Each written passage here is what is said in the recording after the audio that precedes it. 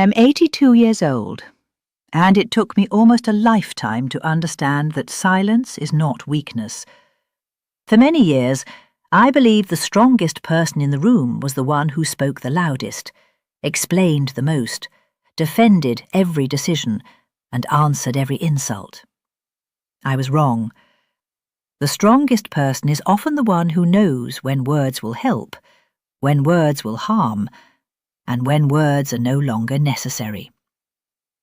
Maybe you have reached an age where you are tired of explaining your heart to people who have already decided not to understand it. Maybe you have spent years trying to keep peace in the family, only to discover that your own peace was the price. Maybe you have been ignored, misunderstood, blamed, or used, and still you kept talking. You kept trying to prove that you meant well. You kept hoping that one more conversation would finally make them see you clearly. I know that feeling. There comes a time when the mouth grows tired, but the soul grows wiser. Old age teaches you quietly. It shows you that not every accusation deserves an answer. Not every disagreement deserves your energy. Not every person deserves access to your private thoughts. Silence, when chosen with wisdom, is not surrender. It is self-respect. When I was younger, I feared silence. I thought silence meant I'd lost. If someone criticized me, I had to respond. If a family member misunderstood me, I had to correct them. If someone told an unfair story about me, I felt desperate to tell my side. I believed that if I could only find the right words, people would understand. But people do not always misunderstand because you explained poorly. Sometimes they misunderstand because the version of you they have created serves them better. That was one of the hardest truths I ever accepted. Some people need you to be the difficult one so they do not have to examine their own behavior. Some people need you to be selfish so they can continue asking too much from you. Some people need you to be weak because your strength makes them uncomfortable. You can spend 10 years explaining yourself to such people, and they will still hear only what they want. The older I get, the less I explain myself to people who only hear what they want. I remember how often I used to leave a conversation with my heart pounding. I would replay every sentence. I would think of better answers hours later. I would imagine what I should have said, what I could have proved, and how I might repair the way someone saw me. That kind of thinking steals sleep. It steals appetite. It steals the quiet hours that should belong to you. Peace becomes more valuable when your energy becomes limited. At 30, you may believe you can fight every battle. At 50, you begin to notice the cost. At 70 or 80, you understand that every argument takes something from the body as well as the mind. This is where many of us make the mistake. We believe silence is something we give to the other person. It is not. Silence is something we give to ourselves. It is the space where the nervous heart settles. It is the door we close before another person's chaos enters the room. It is the pause that keeps us from saying something we will later regret. The first thing I learned is that silence protects you from unnecessary conflict. Not every disagreement is a problem that must be solved. Some disagreements are simply differences that must be accepted. I used to think family members had to agree with me in order to respect me. I also believed I had to agree with them in order to prove my love. That belief caused many painful conversations. As people grow older, families change. Adult children form their own opinions. Grandchildren live in a world we may not fully recognize. Brothers and sisters carry memories differently. One person remembers sacrifice, another remembers absence. One person feels grateful, another feels wounded. You may sit at the same table and remember the same years in completely different ways. Trying to force agreement can turn a small difference into a permanent wound. There were times when I answered every comment. I corrected every detail. I defended the choices I made when I was younger. I wanted people to understand that I had done the best I could with what I knew. But the more I defended myself, the more the conversation became a trial. Eventually, I learned to say, "That is how you remember it." Then I stopped. Those few words saved me from many battles. You do not have to attend every argument you are invited to. You do not have to defend your entire life because someone questions one part of it. Sometimes the wisest answer is a calm face and no further explanation. Silence is not admitting that the other person is right. It is recognizing that the conversation is no longer useful. If you remember nothing else, remember this: you can leave an argument without losing your dignity. The second thing I learned is that silence reveals people. When you stop explaining, stop chasing, and stop filling every empty space, you begin to see who comes toward you and who only stays when you do all the work. This can be painful. Many older people fear silence because silence reveals loneliness. When the phone does not ring, we feel forgotten. When children do not visit, we wonder whether we failed. When old friends disappear, we question our value. So we reach out again and again. We make excuses for others. We tell ourselves they are busy. We offer help before they ask. We give money, time, attention, and forgiveness because we are afraid that if we stop giving, the relationship will stop too. Sometimes it does, and that is the painful truth. Some relationships are held together by one person's constant effort. I did not understand this until I was much older. I thought my usefulness was the same as my worth. If someone needed advice, a favour, a meal, a loan, or a place to stay, I felt important. But when the need was gone, the attention often disappeared. Silence showed me who missed me and who only missed what I provided. That discovery hurts, especially when it involves family. You may notice that someone calls only when they need something. You may notice that your questions are answered quickly, but your feelings are never asked about. You may notice that you listen for an hour, yet when you begin speaking, the other person looks at the clock. Do not rush to accuse them. Simply become quieter. Watch. Observe patterns instead of promises. People reveal their priorities when you stop reminding them to care. This does not mean becoming cold. It means becoming honest. A quiet life is not an empty life. It is a life where you no longer chase people who feel comfortable losing you. The third lesson is that silence keeps private pain from becoming public entertainment. When we are hurt, we often speak too quickly.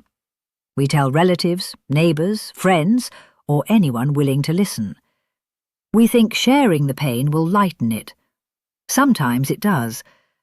But sometimes the person listening is collecting information, not offering comfort. Privacy is not bitterness. It is wisdom. I learned that not everyone who asks what happened is asking with kindness. Some people are curious. Some enjoy drama. Some repeat your private words in places you will never enter. Once your pain leaves your mouth, you cannot always control where it travels. There were moments when I spoke about family problems because I felt alone. Later, I discovered that my words had moved from one person to another. Details were changed. Motives were added. My sadness became a story told over tea. That taught me caution. There is a difference between healthy support and careless exposure. Choose one trustworthy person. Choose someone who does not feed anger, someone who does not rush to judge, and someone who can keep your confidence. Speak to that person honestly, but do not give your deepest wounds to every friendly face. Some pain needs a witness. Other pain needs quiet time. In silence, You can ask yourself better questions. Am I hurt because I was disrespected, or because my pride was challenged? Do I need to respond, or do I simply want the last word? Will speaking create understanding, or will it create another wound? Those questions have saved me from many regrets. Words spoken in pain often live longer than the pain itself. A wound may heal in a month, but a cruel sentence can remain in a family for 20 years. That is why silence can be an act of mercy. Not only mercy toward others, but mercy toward the future version of yourself who will have to live with what you said. The fourth lesson is that silence helps you stop begging for recognition. For much of life, we want to be seen. We want our children to notice what we sacrificed. We want our partners to remember what we carried. We want our families to acknowledge the ways we held everything together.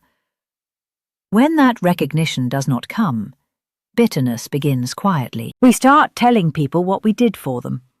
We remind them of money spent, sleep lost, opportunities missed, and burdens carried.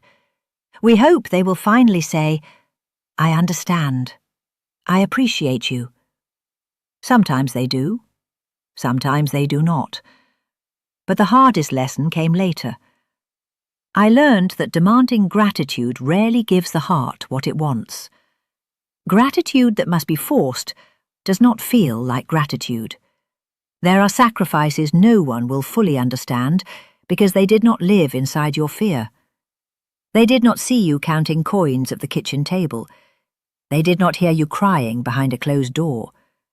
They did not know how tired you were when you still got up and did what had to be done. You may never receive the apology you deserve. You may never hear the thank you you waited decades to hear. Silence becomes power when you stop placing your peace in the hands of someone who may never give you recognition. You know what you did. Your conscience knows. That must become enough. This does not mean you should accept disrespect. It means you stop begging people to validate your life. There is dignity in allowing your sacrifices to remain between you and your own heart. You do not have to announce every good thing you have done. A tree does not explain the shade it gave. The fifth lesson is that silence creates boundaries without endless debate. Many older people struggle with boundaries because we were taught to keep the family together at any cost. We were taught to endure. We were taught that saying no was selfish. We were taught that older people should always be available, patient, forgiving, and generous. But endless availability teaches people that your time has no value. There was a period when I answered every call, agreed to every favour, and rearranged my days for people who would never rearrange 1 hour for me. At first, I told myself this was love.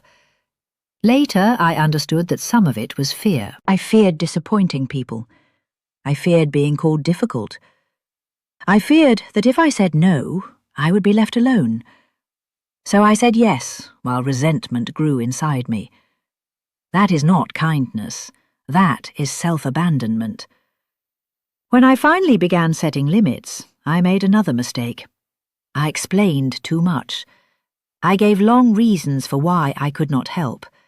I listed my tiredness, my plans, my expenses, and my responsibilities. Long explanations invite negotiation. The other person begins solving every reason you give. You say you are tired, and they say it will not take long. You say you have plans, and they ask you to change them. You say you cannot afford it, and they ask for a smaller amount. A simple boundary becomes a courtroom argument. Now I understand that "I am not able to do that" is a complete answer. You can say it kindly, you can say it calmly. Then you can stop talking. Silence after a boundary is often more important than the boundary itself. It shows that your decision is not an invitation to debate, Some people will call you selfish when they can no longer benefit from your lack of limits. Let them speak. Their disappointment is not proof that you are wrong. Sometimes dignity means walking away without proving your pain. The sixth lesson is that silence protects you from speaking out of guilt. As we age, guilt becomes a familiar companion. We remember mistakes we made as parents, partners, friends, or siblings. We remember times we were impatient. We remember choices we would make differently now. That guilt can make us easy to control. A family member may bring up the past whenever they want something. They may remind us of old failures until we feel we must keep paying for them. There is a difference between taking responsibility and living in permanent punishment. You can admit where you were wrong. You can apologize sincerely. You can make amends where possible. But you do not have to surrender your entire future because of your past. I once believed that if someone was still hurt, I had to keep explaining and apologizing until they released me. But forgiveness cannot be forced. Some people are not ready to let go. Others may use your guilt because it gives them power. You must learn when you have said enough. A sincere apology does not need to be repeated every time someone wants control. After you have faced your wrongdoing honestly, silence can become a boundary between remorse and humiliation. You can say, "I regret what happened. I have apologized. I cannot change the past, but I will not continue this conversation in the same way." Then stop. Do not insult them. Do not deny their pain. Do not beg for release. Stand quietly in the truth that you are more than your worst moment. Regret should teach you. It should not own you.